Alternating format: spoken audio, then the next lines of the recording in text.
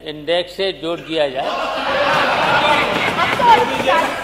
माननीय अध्यक्ष जी, ये 2013 में माननीय संसदीय कार्य मंत्री जी का वक्तव्य है, जिसमें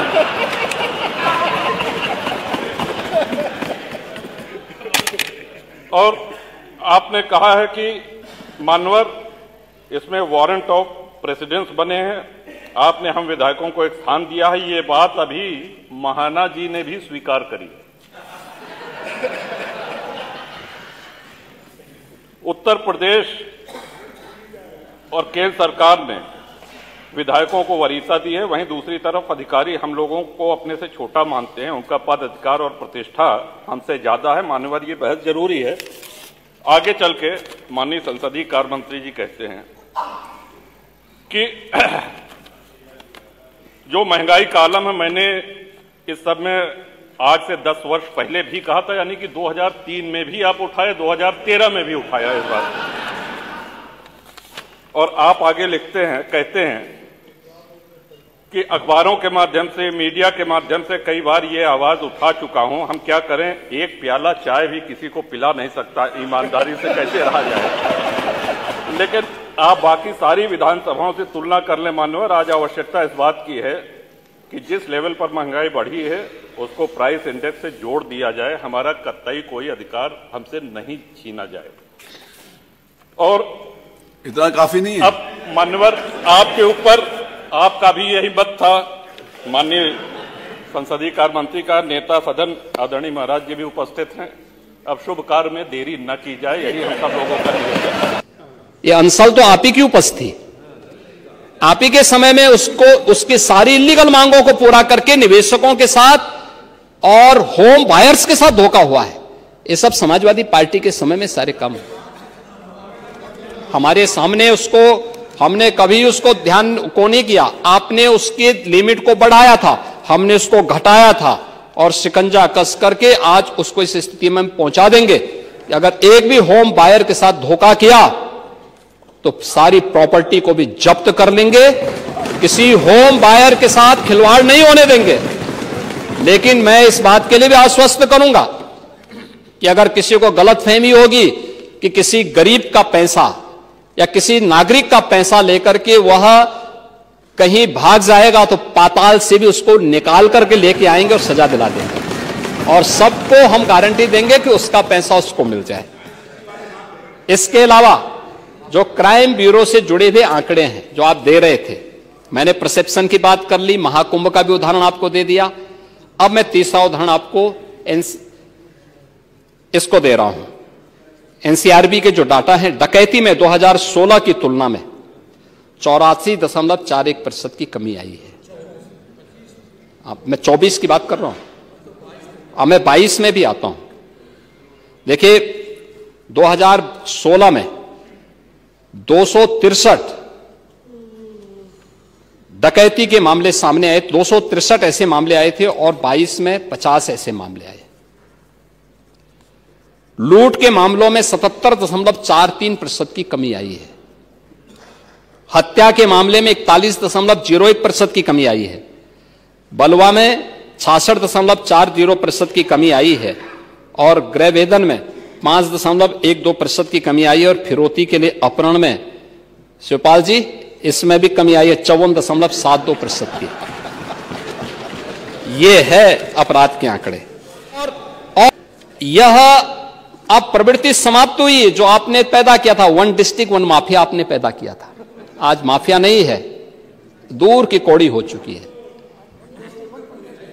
गोरखपुर के सब माफिया तो पहले ही जा चुके थे, उनको हम पहले निपटा चुके थे। बाकी जो बचे खुचे थे उन सबको हम लोगों ने उनकी गति को पहुंचा दिया है। और हम लोगों का प्रयास था कि राम मंदिर बनने के पहले राम नाम सत्य है इन सब का हो जाए, लेकिन जो बचे थे समय के अंतराल में सब कुछ हो गया है। और आज मुझे बताते हुए प्रसन्नता है महोदय कि ये सब हम करने में सफल हुए हैं। पुलिस के रिफॉर्म हमने जो किए, पुलिस की सुविधाओं में जो बढ़ोतरी की, उनकी ट्रेनिंग को बेहतर की,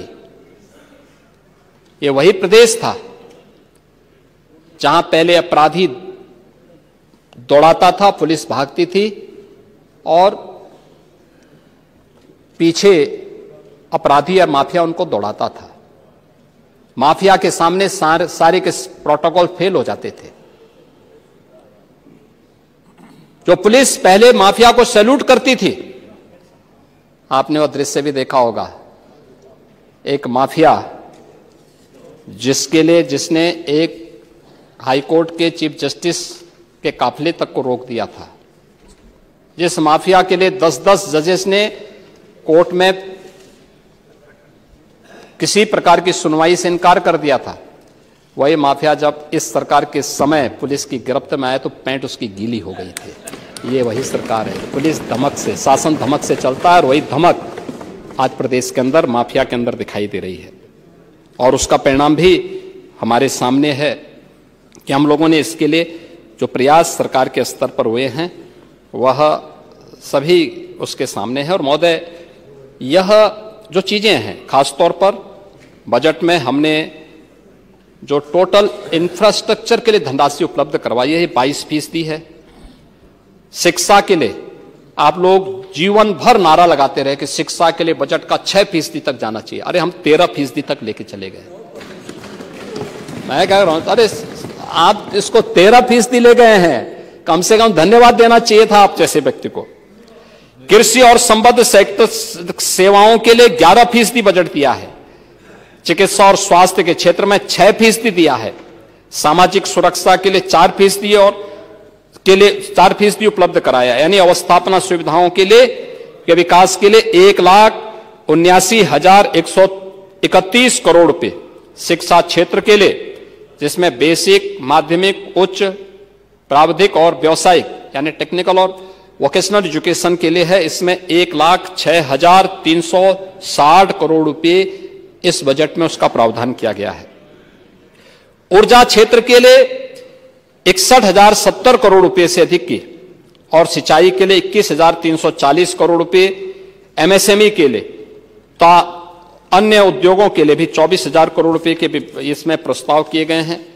नगर विकास के लिए 25,308 करोड़ रुपए, आवास और शहरी नियोजन के लिए 7,403 करोड़ रुपए, नागरिक उड्डयन के लिए 3,152 करोड़ रुपए, चिकित्सा स्वास्थ्य, मेडिकल एजुकेशन, आयुष आदि के लिए 50,550 करोड़ रुपए, कृषि और उससे जुड़े हुए जो अन्य एलाइड सेक्टर्स हैं इनके लिए 89,353 करोड़ रुपए, ये सभी हम लोगों ने इसमें दिए हैं।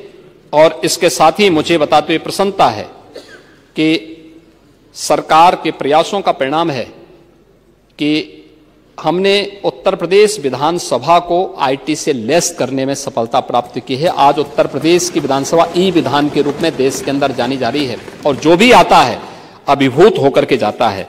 ये सरकार की योजनाओं का परिणाम है और इसीलिए